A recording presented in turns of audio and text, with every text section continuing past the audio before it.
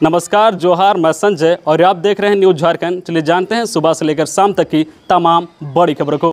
पहली बड़ी खबर की बात को दो ऐलान। 12 साल के बच्चों को कल से लगाया जाएगा टीका। केंद्र सरकार ने 16 मार्च से 12 से 14 साल की आयु के बच्चों को भी कोरोना टीका लगाने का फैसला किया है। अभी तक 15 साल से अधिक उम्र के बच्चों को टीका लगाए जा रहे थे। केंद्रीय स्वास्थ्य मंत्री मनसुख मंडाविया ने ट्वीट कर यह जानकारी दी है। वहीं अब 60 साल से अधिक उम्र के सभी लोगों को एहतियाती खुराक दी जाएगी। स्वास्थ्य मंत्री ने कहा है कि मुझे यह बताते हुए खुशी हो रही है कि 16 मार्च से बच्चों का भी टीकाकरण शुरू होने जा रहा है। उन्होंने सभी बच्चों से टीका लेने को कहा है। अगली बड़ी खबर की बात दो शिक्षकों के अंतरजिला तबादले पर नीति जल्द। मुख्यमंत्री हेमंत सोरेन ने कहा है कि शिक्षकों के अंतरजिला स्थानांतरण के लिए सरकार नई नीति बना रही है। नीति बनाने की प्रक्रिया लगभग आखिरी चरण में है। जल्द ही इसकी अधिसूचना जारी की जाएगी। उन्होंने यह जानकारी बजट सत्र में मुख्यमंत्री प्रश्नकाल के दौरान राजमहल से भाजपा विधायक अनंत कुमार ओझा के सवाल पर दी। मुख्यमंत्री ने कहा है कि मौजूदा व्यवस्था के कारण राज्य के शिक्षकों को अंतरजिला स्थानांतरण नहीं होने से काफी कठिनाइयां आ रही है। यह विषय सरकार के संज्ञान में है। इस कठिनाइयों को देखते हुए सरकार नई नीति बनाने में लगी है। यह काम आखिरी चरण में है और जल्द ही यह लागू किया जाएगा। अगली बड़ी खबर की बात दो विधानसभा गेट के समक्ष धरने पर बैठे भाजपा विधायक अमर बावरी। झारखंड विधानसभा के बजट सत्र के 12वें दिन मंगलवार को भाजपा विधायक अमर कुमार बावरी विधानसभा गेट के समक्ष धरने पर बैठ गए। विधायक पेटरवार में हुए दलित नाबालिग लड़की के साथ सामूहिक दुष्कर्म के आरोपियों को फांसी देने की मांग कर रहे थे। मौके पर पत्रकारों से बातचीत करते हुए विधायक ने कहा है कि राजधानी रांची सहित पूरे राज्य में विधि व्यवस्था ध्वस्त है। राज्य सरकार अपराधियों पर लगाम लगाने में लगातार विफल साबित हो रही है। उन्होंने कहा है कि राज्य में विधि व्यवस्था पूरी तरह चरमरा गई है, जिस वजह से आए दिन हत्या, अपहरण, लूट, डकैती, दुष्कर्म की घटनाएं घट रही है। उन्होंने यह भी कहा है कि अपराधियों को पुलिस का भय नहीं है। अगली बड़ी खबर की बात तो झारखंड में पिछले 24 घंटे मिले कोरोना के 27 नए मामले। राज्य के 23 जिलों में कोरोना के एक भी मरीज नहीं मिले हैं। हालांकि राज्य में सिर्फ राजधानी रांची में सबसे अधिक 27 नए केस मिले हैं।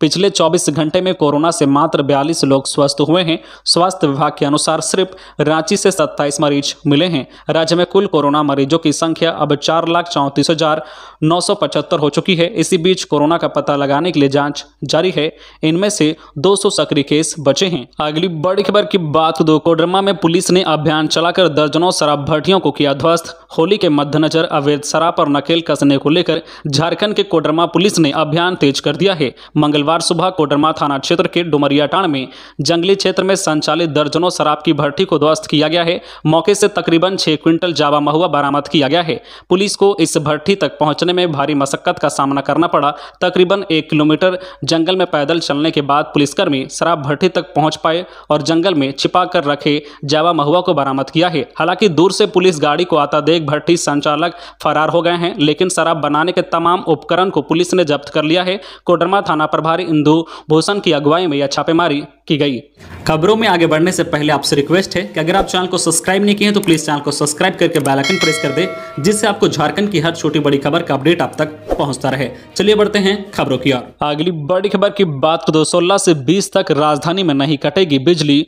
होली और शब ए बारात को देखते हुए 16 से 20 मार्च तक राजधानी में बिजली नहीं कटेगी। इस अवधि में किसी भी तरह की मरम्मत नहीं की जाएगी। वही किसी भी तरह का शटडाउन भी नहीं लिया जाएगा। सिर्फ विशेष परिस्थिति में ही लाइन बंद होगी। इस संबंध में महाप्रबंधक सह मुख्य अभियंता प्रभात कुमार श्रीवास्तव ने सभी कार्यपालक अभियंताओं को निर्देश जारी किया है। कार्यपालक अभियंताओं को कहा गया है कि वे अपने इलाके के अभियंताओं के साथ समन्वय बनाकर निर्बाध बिजली आपूर्ति में मदद करें। सब स्टेशन में भी नियमित रूप से कर्मचारियों की तैनाती रहेगी। यदि बिजली कटती है तो अविलंब उसे दुरुस्त कर लिया जाए। अगली बड़ी खबर की बात दो फैसला जेईई मेंस की तारीखें बदली। राष्ट्रीय परीक्षा एजेंसी ने इस साल की जेईई मुख्य परीक्षा के पहले सत्र की तारीखों में बदलाव किया है। अधिकारियों ने बताया है कि 12वीं की बोर्ड परीक्षा की तारीखों से टकराव के कारण बदलाव किया गया है। अब जेईई मुख्य परीक्षा 21, 24, 25 और 29 अप्रैल को होगी। पूर्व में परीक्षा के लिए 16 से 21 अप्रैल की तारीख तय की गई थी।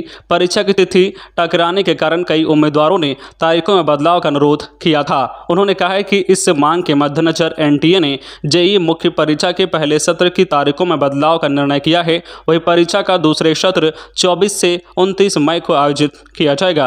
अगली बड़ी खबर की बात करें तो समर्थ विद्यालयों का बदला नाम। अब 10वीं तक पढ़ाई झारखंड के समर्थ आवासीय विद्यालयों का नाम बदल गया है।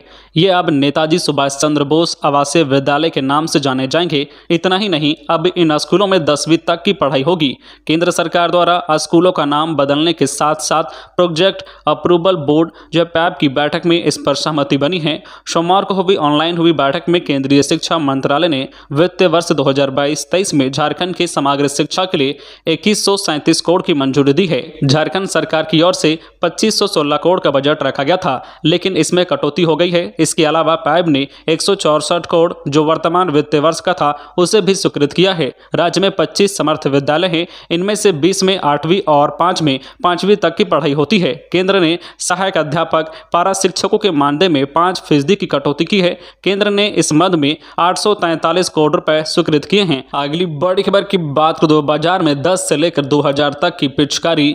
होली को लेकर रांची के बाजार गुलाल की खुशबू से महक रहे हैं। रंग, गुलाल व पिचकारियों से दुकान सज गई है। साथ ही इस बार होली में बम, पटाखों व बंदूक से रंगों की बौछार होगी। दरअसल इस बार खास तरह के रंग उपलब्ध हैं। इसमें स्मोक, गुलाल, थंडर स्प्रे, मैजिक, आइस व टैग शामिल हैं। लोग होली पर स्मोक गुलाल से जो बम फोड़कर लोगों में गुलाल बरसा सकेंगे, तो वही जो थंडर स्प्रे के जरिए बिना छुए एक दूसरे को गुलाल लगा सकेंगे। टैग बेगनुमा की मदद से बच्चे जो है रंगों की बारिश कर सकेंगे। बता दें कि इस बार बाजार में 10 रुपए से लेकर 2000 रुपए तक का पिचकारी उपलब्ध है। साथ ही चेहरे पर लगाने के लिए मूछ, जादुई आंख, बाल भी बिक रहे हैं। अपर बाजार के व्यवसायियों के अनुसार होली को लेकर लोगों में उत्साह है। अगली बड़ी खबर की बात तो एसडीपीओ खुद करेंगे मॉनिटरिंग। होली त्योहारों के दौरान हुड़दंग करने वाले व्यक्ति पर होगी सख्त कार्रवाई।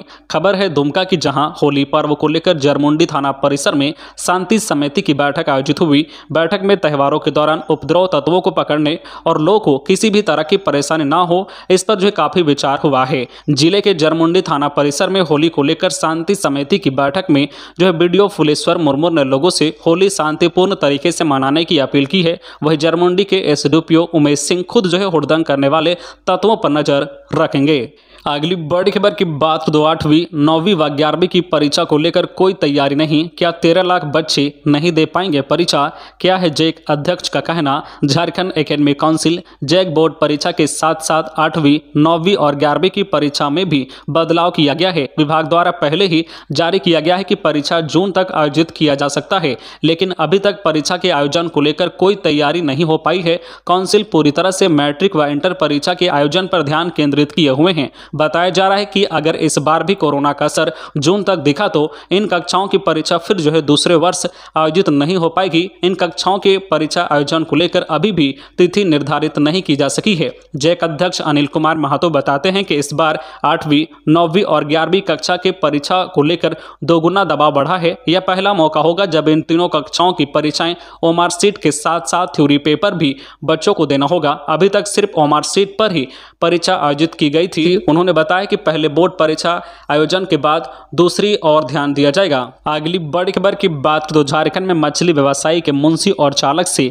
10,61,000 रुपए की लूट, अपराधियों ने मारपीट भी की। झारखंड के देवघर जिले के मधुपुर के मार्गो मुंडा थाना क्षेत्र के केराकुंडी जंगल के निकट देर रात को अपराधियों ने मछली व्यवसायी के मुंशी व चालक से 10,61,000 रुपए की लूट किए। कहा जा रहा है कि जंगल में काले रंग की अल्टो कार ने पिकअप वैन को ओवरटेक कर रोका। इसमें 4 अपराधी सवार थे। इसी बीच 4 बाइक पर सवार होकर 8 से 10 अपराधी वहां पहुंचे और उनसे मारपीट की। इसके बाद पैसों से भरा बैग छीन लिया। बताया जा रहा है कि धनबाद के मछली व्यवसायी का मुंशी प्रेम सोनकर व चालक मनोज कुमार रविदास शनिवार धनबाद से मछली लेकर बिहार के बांका जिले के बेलहर, कटोरिया के अलावा जसीडीह व देवघर पहुंचे और व्यवसायियों को मछली की आपूर्ति की।